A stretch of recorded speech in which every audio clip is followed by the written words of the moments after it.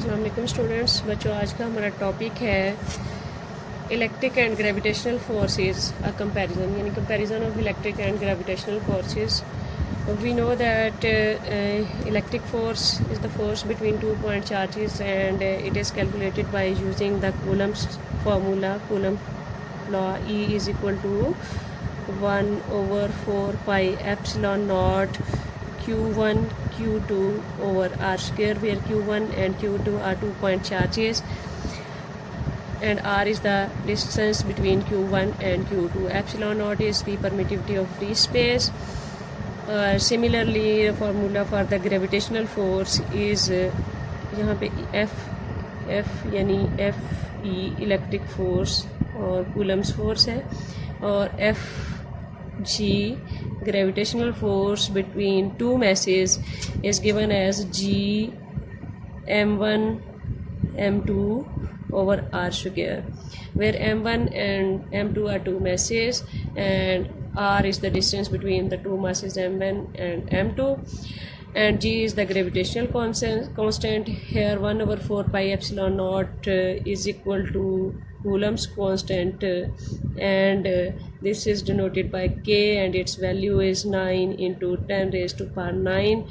9 into 10 raised to power 9 Newton meter square per Coulomb square. And here g is the gravitational constant, and its value is 6.67 into 10 raised to power minus 11 Newton meter square पर kilogram square. यहाँ पे इन दोनों forces में कुछ similarities हैं। Similarity ये है कि इलेक्ट्रिक फोर्स और coulomb force is inversely proportional to the square of the distance between 2 point charges, and similarly gravitational force is inversely proportional to the square of the distance between the two masses. ये इनके formulas जो हैं। इसी तरह जो दो charges हैं उनके प्रोडक्ट जो है वो डायरेक्टली प्रोपोर्शनल है इलेक्ट्रिक फोर्स के, और दो मैसेज जो हैं उनका प्रोडक्ट जो है डायरेक्टली प्रोपोर्शनल है ग्रेविटेशनल फोर्स के।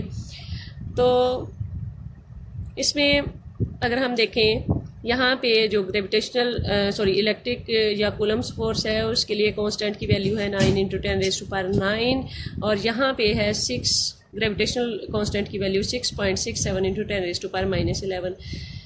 This value is very small value -11, और ये 10 रेज़ टू पावर 9 ये एक हाई वैल्यू है। तो यहाँ से हमें ये पता चलता है कि जो कूलम्स फोर्स है that is a strong force, क्योंकि इसकी कांस्टेंट की वैल्यू जो है वो एक हाई वैल्यू है। और इसी तरह अगर ग्रेविटेशनल फोर्स को देखें तो ग्रेविटेशनल फोर्स जो है वो एक वीक फोर्स है, क्योंकि इसके ग्रेविटेशनल कांस्टेंट की वैल्यू जो बहुत स्मॉल होती है। दोनों में सिमिलैरिटी है कि ये इन्वर्सली प्रोपोर्शनल होती हैं स्क्वायर ऑफ द डिस्टेंस के, और दोनों में डिफरेंस ये है कि इलेक्ट्रिक फोर्स जो है वो स्ट्रॉन्ग फोर्स होती है और कूलम फोर्स जो है वो वीक फोर्स होती है। इसके बाद अगर हम देखें, यहाँ पे एक टर्म आ रही है एप्सिलॉन नॉट्स।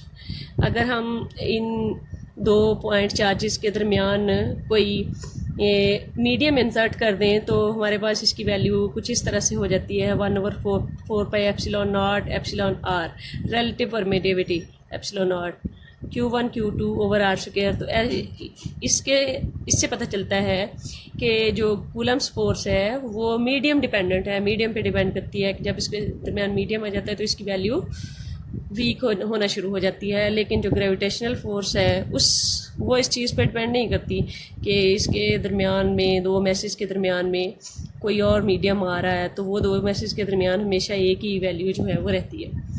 तो जो ग्रेविटेशनल फोर्स है वो मीडियम डिपेंडेंट नहीं है, और ये फोर्स जो है वो मीडियम डिपेंडेंट है। ये इन दोनों में डिफरेंस है।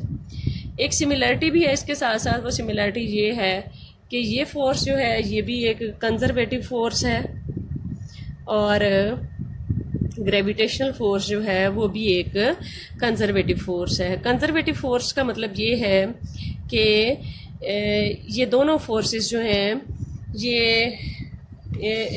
इसमें जो वर्क डन होता है that does not depend upon the path followed. और ये आप फर्स्ट ईयर के चैप्टर 4 में ये चीज़ जो है कि gravitational force is a conservative force, ये मैथमेटिकली हमने प्रूव किया हुआ है। इसके बाद अगर हम देखें बेटा कि जो इलेक्ट्रिक फोर्स है ये दो चार्जेस के दरमियान होती है, और ये फोर्स जो है ये रिपल्सिव भी हो सकती है और अट्रैक्टिव भी हो सकती है।